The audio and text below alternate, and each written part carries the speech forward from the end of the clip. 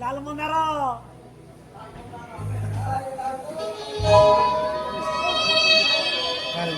ଆରେ ନା ନା ତମ ସ୍ଥାନ ପାଦ ତଳେ ନୁହଁ ମୋ ଛାତି ଭିତରେ।